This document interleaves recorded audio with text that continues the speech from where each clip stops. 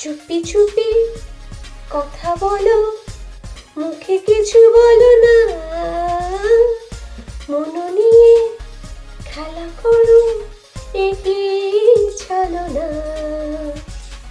আমি এই গানটা ডেডিকেটেড করছি জাতীয় নাগরিক পার্টির নাসিরুদ্দিন পাটোয়ারিকে, কারণ তিনি এই গানটার মতোই আমাদের সঙ্গে ছলনা করছেন।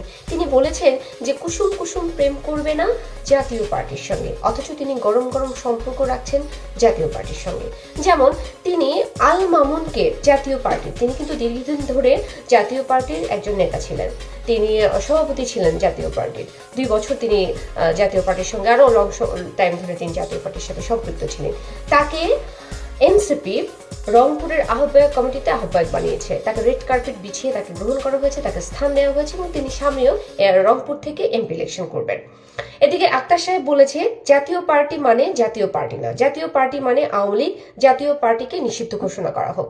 এবং আপনাদের যে সাইফ মুস্তাফিজ, তিনি টকশো টেবিলে বলেছে যে আমি টকশো টেবিলে জাতীয় পার্টির সাথে টেবিল শেয়ার করতে চাই না।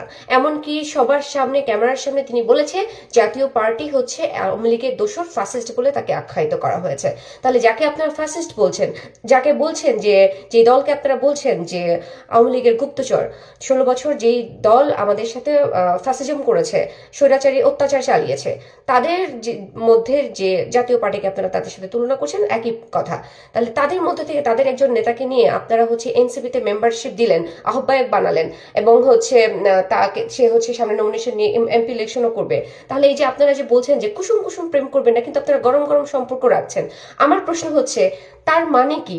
আপনারা আমাদের সাথে ছলনা করছেন। আপনারা মুখে একটা বলছেন অন্তরে বিষ রেখে মুখে মধু, অন্তরে বিষ, মানে জামাত ইসলাম যেটা করে আপনারা সেই একই কাজ করছেন।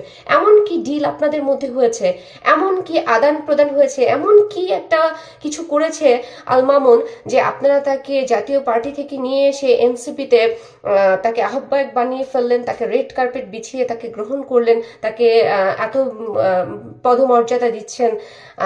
তখন কি ফ্যাসিস্টের কথা মনে ছিল না? তখন কি জাতীয় পার্টিকে আপনারা ব্যান করার কোনো চিন্তা মাথায় ঢোকে নাই? আমি ক্লিয়ার হতে চাই যে আপনারা আসলে কি বলতে চান।